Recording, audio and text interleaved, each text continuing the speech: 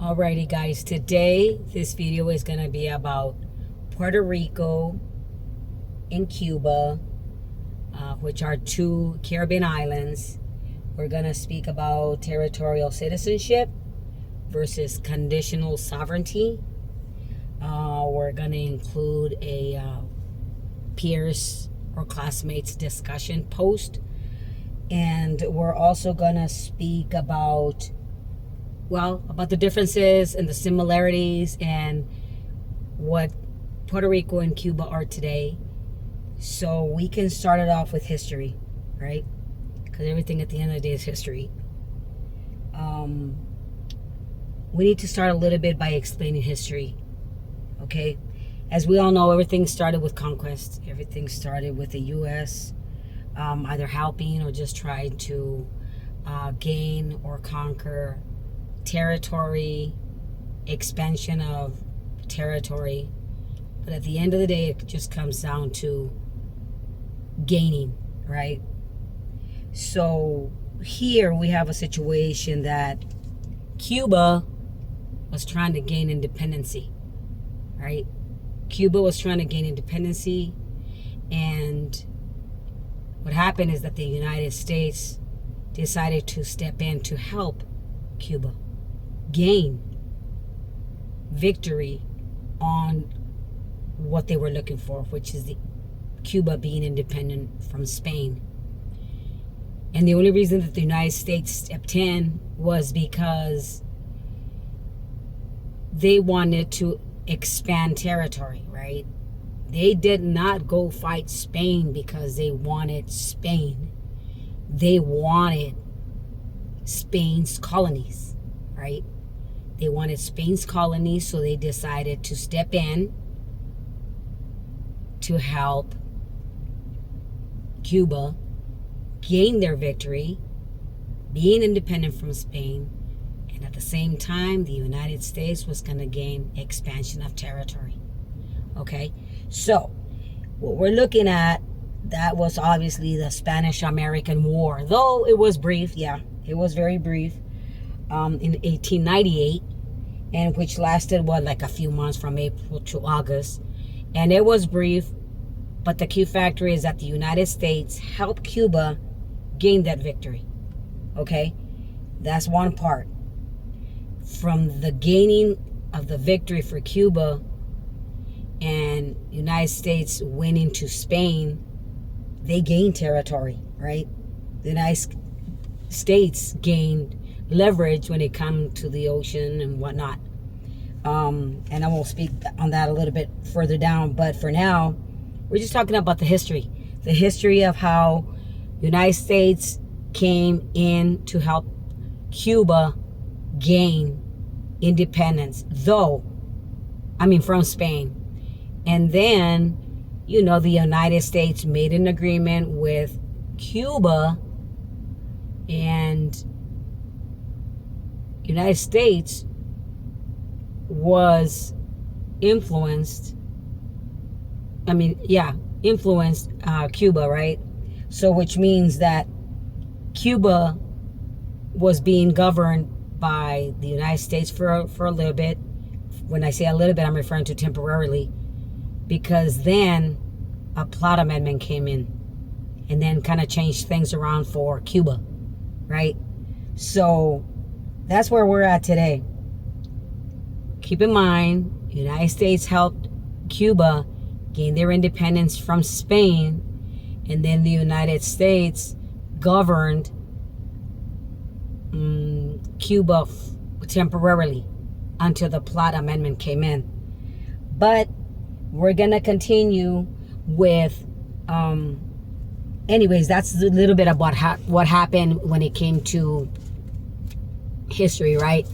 And now what we're gonna continue is how Cuba and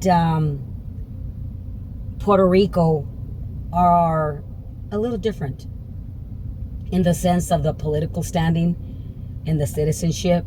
Okay, that's really where we're at.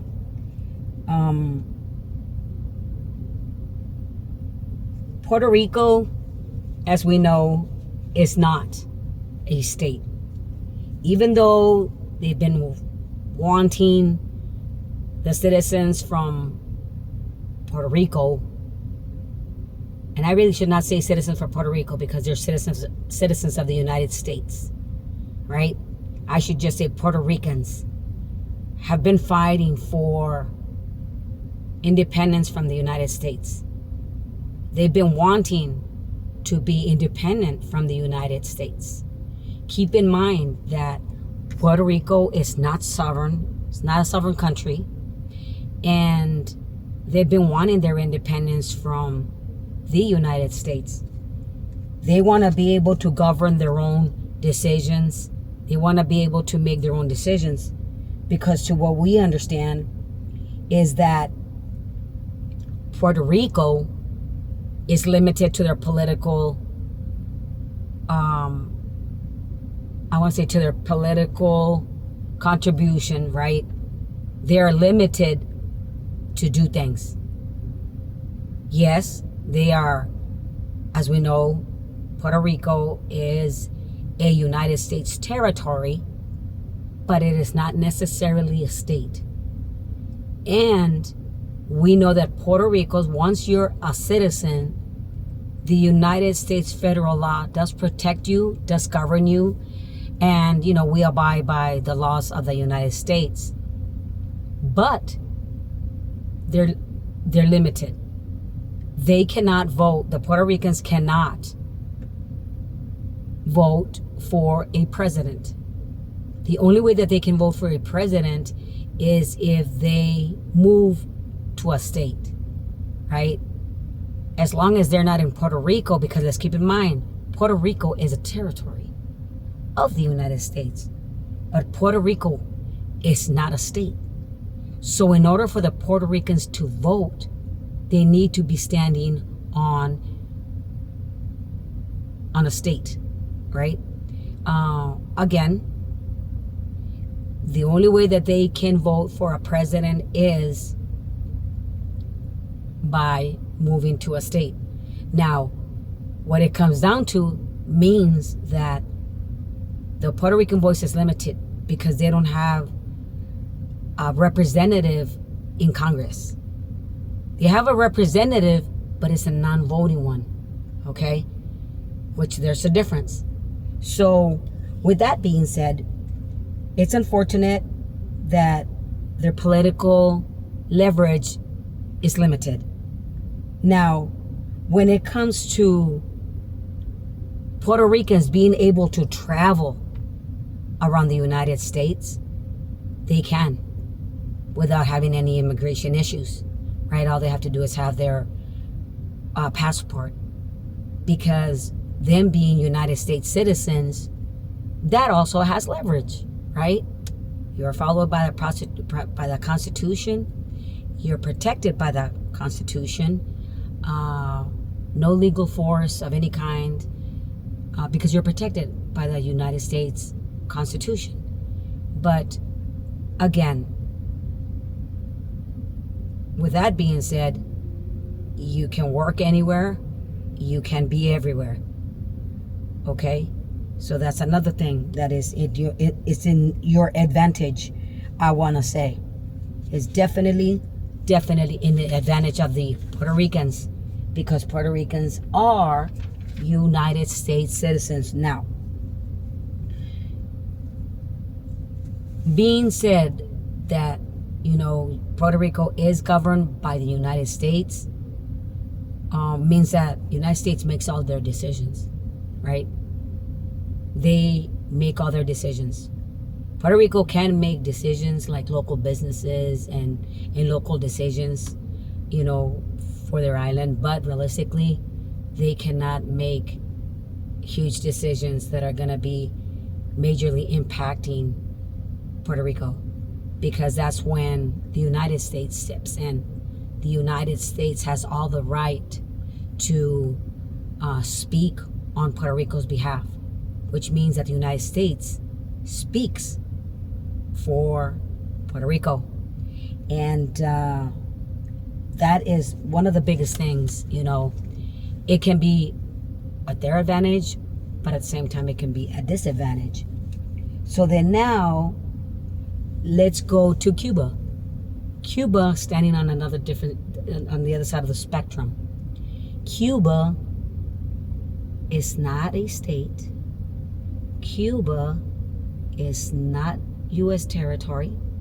Cuba is not governed by the United States. So which means that Cuba is independent.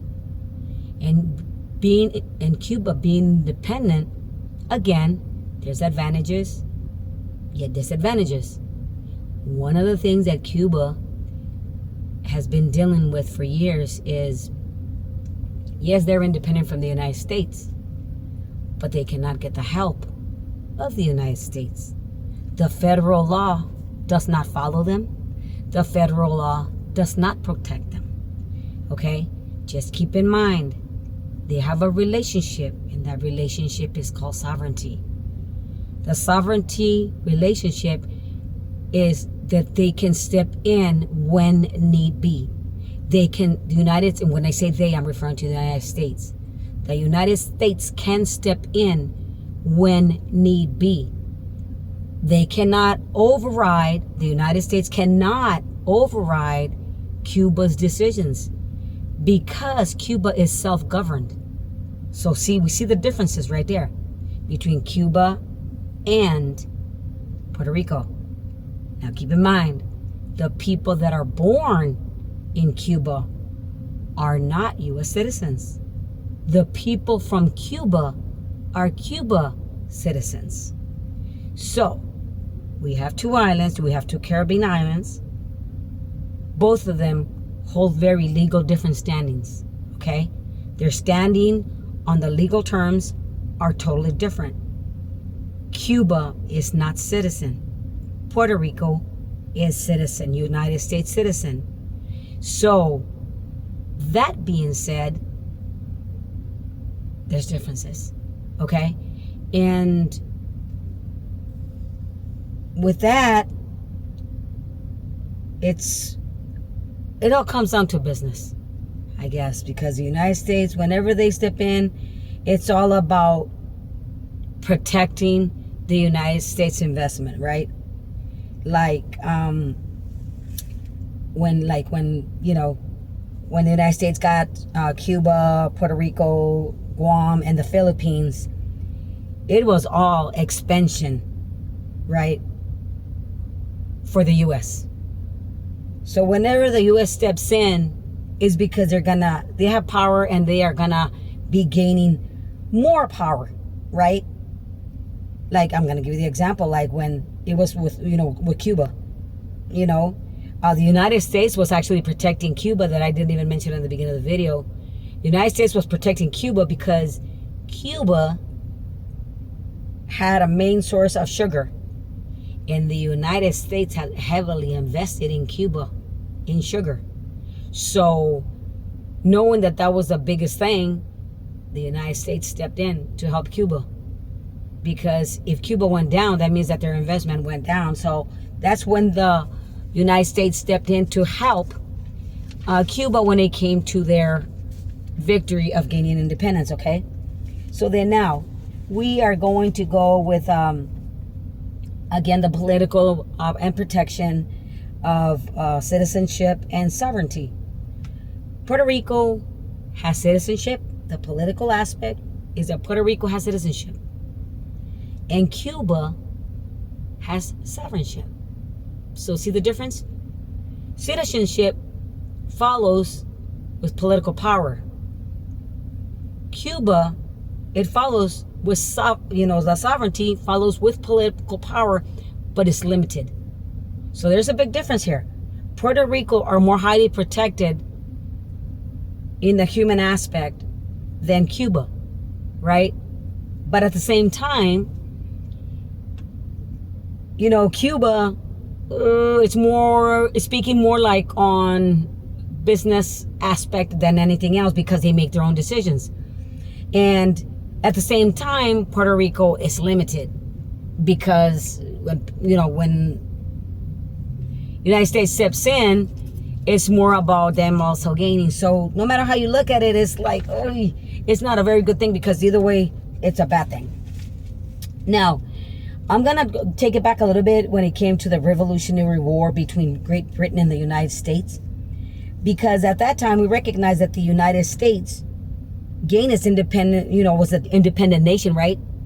And the only reason that I'm bringing this forward, because I'm going to, explain a little bit of how, between the fightings, how United States gained the Atlantic Ocean, to the Mississippi River. And even though we're not really talking about land, but we're talking about, at the end of the day, no matter how we look at it, ocean is land, right? And also from the Great Lakes to Florida, which means that the American people also received fishing rights, right? To fish off the coast of Canada. So what I'm trying to say here is that the United States, every time that the United States speaks or comes forward with any kind of movement, it's all due to gain something. Gain citizenship, gain territory, gain, your sources, protect people. At the end of the day, it's all about gaining. So the reason that I have to bring that forward is because, keep in mind that the United States has always been fighting, right? So when the Treaty of Paris came in 1783, that officially ended the American Revolutionary War. So, Great Britain and the United States, came to an agreement and officially recognized that, hey, the United States is an independent nation. So again, it's about gaining. Okay, guys? So we're also going to go back to the Puerto Rican people. In 1917, there was an act by the name of Jones Act. Jones Act, okay, which is granting the people from Puerto Rico U.S. citizenship. Because remember, before 1917, no one in Puerto Rico was U.S. citizen.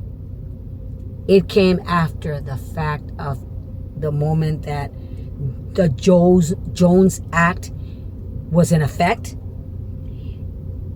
That is when the Puerto Rican people became United States citizens. Because before that, they were Puerto Rican citizens. So obviously now we know that the Jones Act changed everything for the Puerto Ricans, right? It gained, like I said, Puerto Ricans gained citizenship to the United States.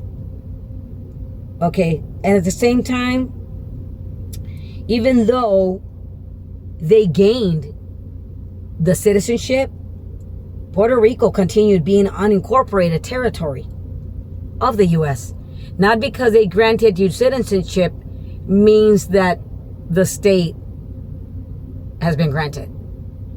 So it's two different identities, two different things. Everything is legal terms. So yes, they gained citizenship, but the island continued being a territory.